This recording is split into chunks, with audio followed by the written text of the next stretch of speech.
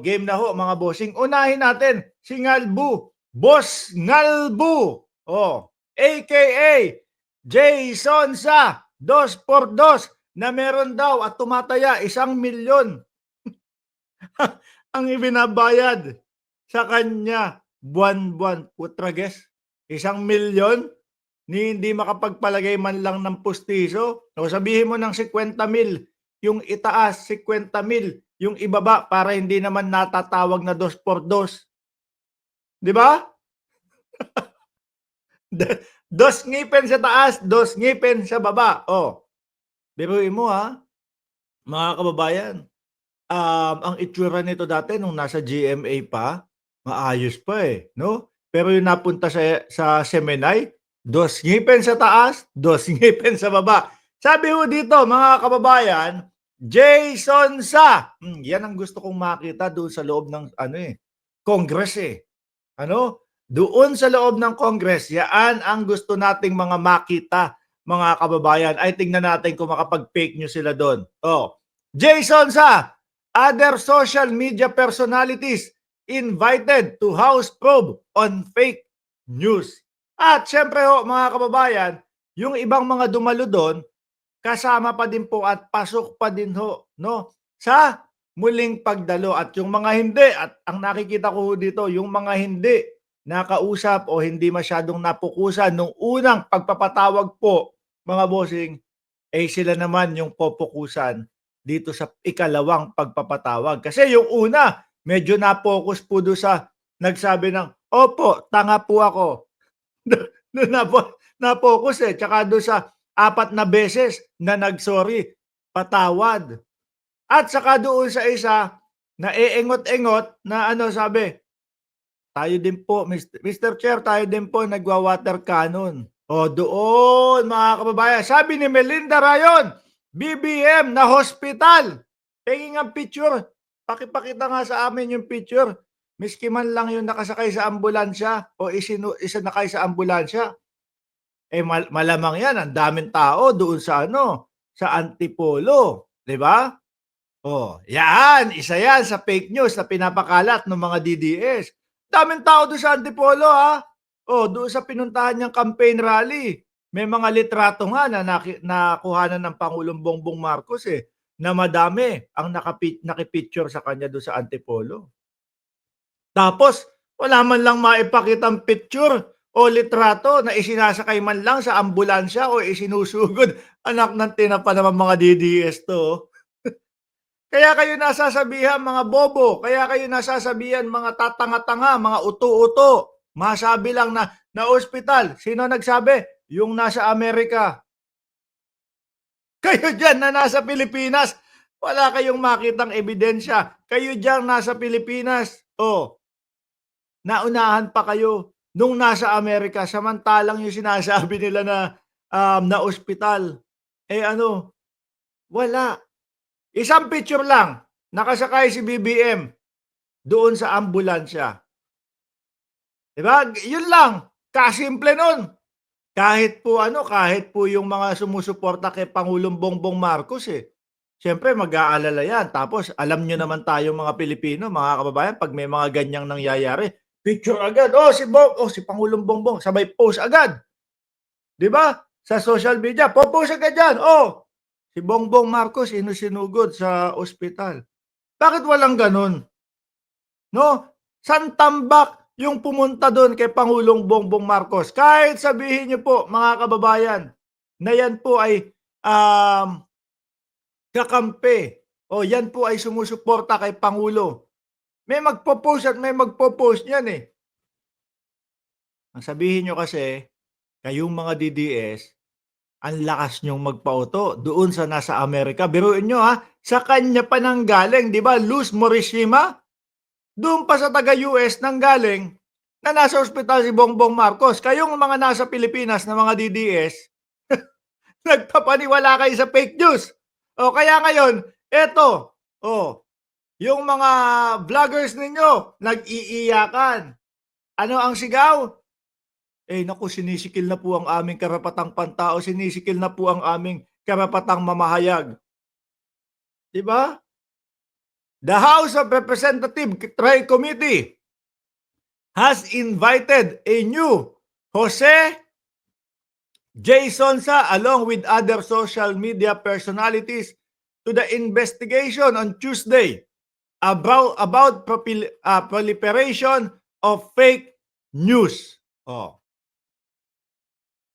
nasaan na? Ano po? Paano ba natin mapapatunayan 'yun? Wala po. Paano po natin mapapatunayan yung ano, yung nasa ospital si Bongbong Marcos? Sige na po, tulungan niyo naman kami. Ano, tulungan niyo kami na mapatunayan 'yun. Baka yung mga DDS ang nasa ano, ospital. Kasi nakita nila, "Putragis sigaw tayo na sigaw ng si Bongbong Marcos ay pahina ng pahina kapagka si Bongbong Marcos ay pumupunta sa isang lugar, walang mga, kumakausap na Pilipino." Eh, tapos ganito yung makikita natin, oh, hinimatay yung mga DDS. Kasi kayo kasi ang hihina ng mga kukote niyo. Biruin niyo ang magbabalita, ang magpe-fake news nasa Amerika. Kayong nandiyan sa Pilipinas, oh, naniwala naman. 'Di ho ba? Kasi kung ano daw, sabi ni Senya Romero, kung man tanggapin kasi doon naman punta ang lahat. Sabi kay dating pangulo. Sana si Banat Bay naman ang maimbitahan. Hindi, actually imbitado ho 'yan mga kababayan. Si ano, si Banat Bay, imbitado 'yan. May sabpi na nga 'yan, eh. Oh, sabi dito, aside from Sonsa, the panel led by Laguna Representative Dan Fernandez. Oh, 'di ba? Naku, si ano, si Lopez mayabang, eh, 'no? Sinasabi, "Magkikita na din tayo, Dan Fernandez." Oh, eto siguro magkikita na sila sa ikalawang pagkakataon, 'no?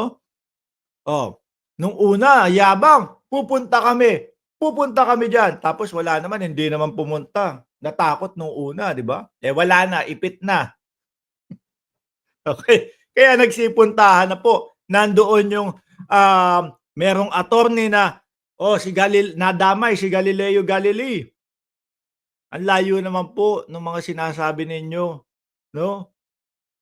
Yung sinasabi nila unang-una na lang, 'di ba, Ram J. Negros Island, eh, yung sinabi ni Mark Lopez na ano daw, nagwa-water cannon ang Pilipinas? Wala naman hong gano'ng pangyayari mga bossing. Oh, paano mo iko-connect 'yun do'n sa sinasabi nung isang attorney na, eh, dati po yung si Galileo Galilei, 'di ho ba? O tapos yung isa, eto yung umamin na opo, tanga po ako. Ayan, yung Mary Jane Kiambao. Si Crisette umiyak, 'no? 4 na beses na nag-sorry. The committee earlier issued some subpoena against Ernesto S. Abines. Eto ba yung ano, yung nag-fake news naman kay ano, kay General Torre?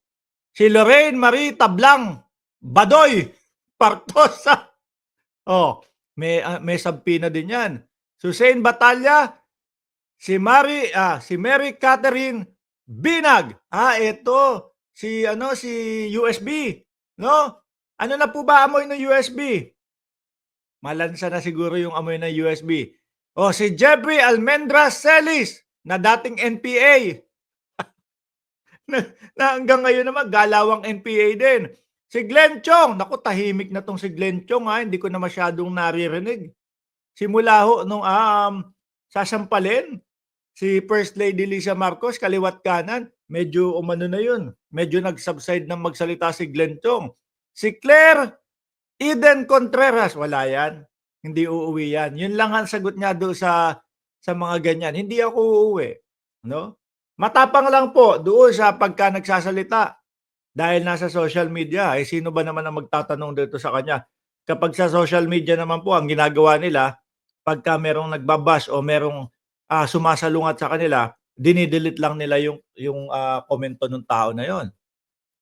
Susain Batalla, 'di ko kilala, Si Lord Byron Cristobal, ayan, si Lord nandiyaan, 'di ba? Kaya lang si Lord mas pinili po na hindi umattend doon sa mga hearing, natatakot ho siguro mga kababayan.